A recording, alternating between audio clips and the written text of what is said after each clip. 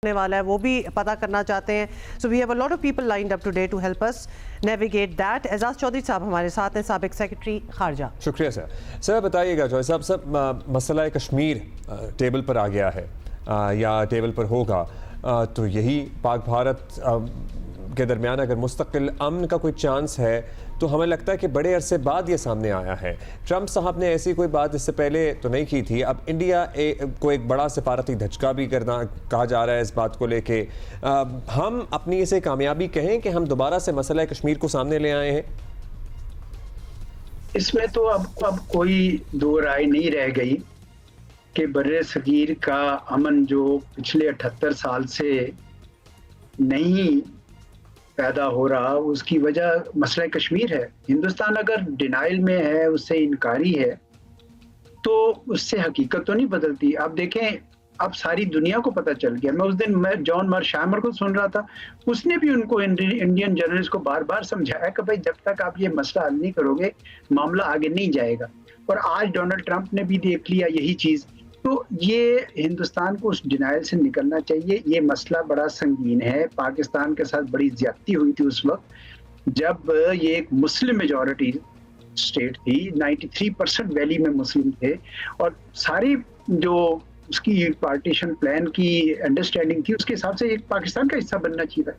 लेकिन एक बड़ी गहरी साजिश के तहत पाकिस्तान से लिया गया। तब भी हमने कहा कि चले, अक़वाम मुत्तहिदा ने कहा है कि प्लेबिसिट कराएं तो कराएं, जो कश्मीरियों की राय है पाकिस्तान कबूल करेगा।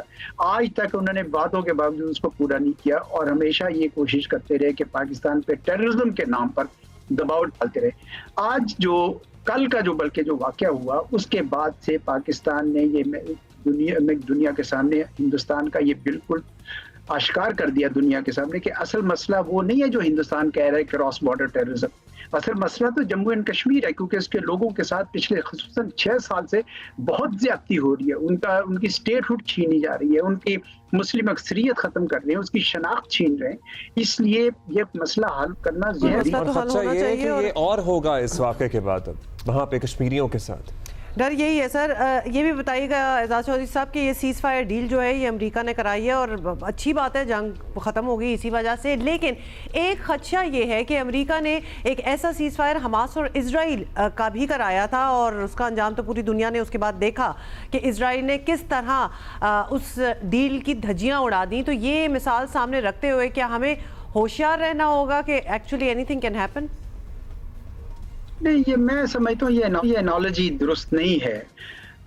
पाकिस्तान ने बज़ोरे बाजू अल्हम्दुलिल्लाह और अल्लाह के फजल से लोहा मनवाया है। और अब हिंदुस्तान ने अगर उनसे सीज़ फायर मांगा है तो इसलिए नहीं कि वो अपनी दरिया दिली दिखा रहा है। वो तो पाकिस्तान का जब जवाब देखा उसने तो खौफजदा हो गए। उन्होंने कहा हमने तो समझा था पाकिस्तान एक वॉकओवर है, ये आराम से एकदम से दब जाएगा। इसीलिए तो पहले उन्होंने मिसाइल फेंके, फिर ड्रोन्स भेजे, फिर उसके बाद हमारे बेसिस पे हमला किया और हमने फिर जब जवाब दिया तो फिर वो हैरान और हक्के बक्के रह गए। इसलिए कोई फेवर नहीं है, ये उनके अपने इंटरेस्ट में है कि वो अब इस बात को जान लें कि पाकिस्तान को कमजोर ना जाने।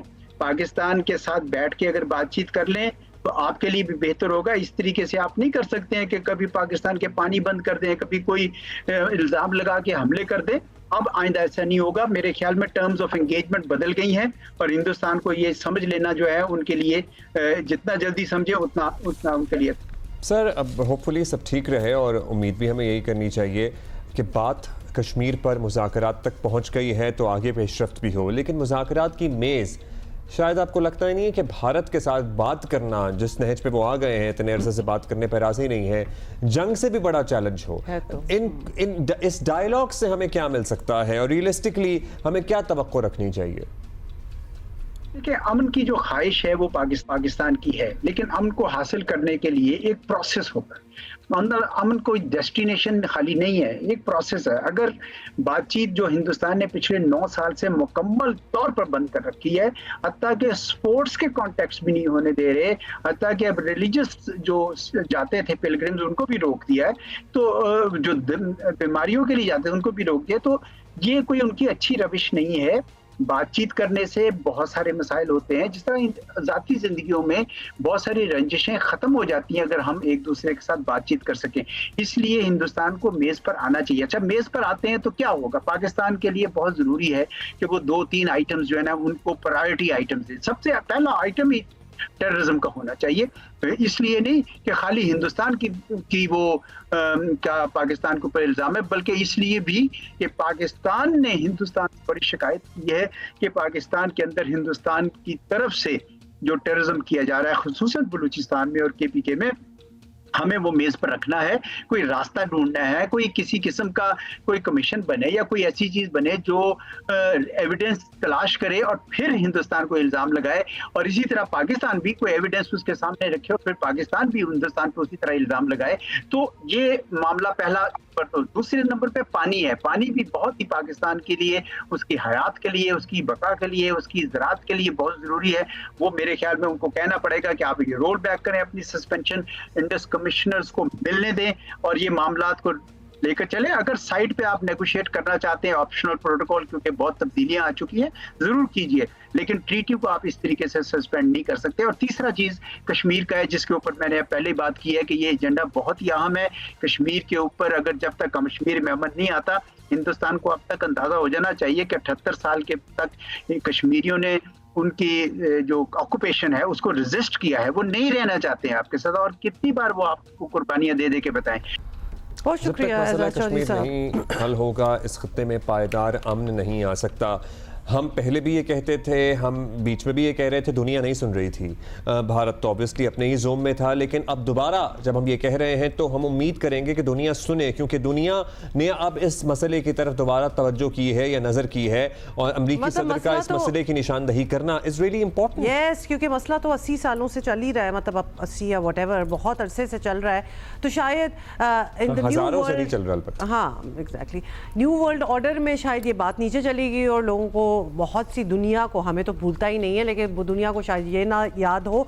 लेकिन इस सारी जंग में जो एक चीज़ हुई है वो ये एक टॉपिक बन गया है, इन द सेंस जिसको होना ही चाहिए था, but something that needs to be resolved, और इसकी इंपॉर्टेंस जो है उसका पता चल गया। एब्सोल्युटली उमा, आप ठीक कह रही हैं। और इतनी ज़्यादा भारत की पैदर पे नाकामियों के बाद इतनी सबसे बड़ी सिफारती नाकामी तो ये है कि मसला कश्मीर, जहां उसने अपनी कोशिश की वजह से दबा दिया था, और अब अपनी हेजमनी के जोम में ये सब कुछ कर बैठा, और अब दोबारा से वो मसला रीसर्फेस हो जाना, मतलब वो लिटरली इस ना ट्रे पे उठा के रख के ना सामने दुनिया के रख दिया।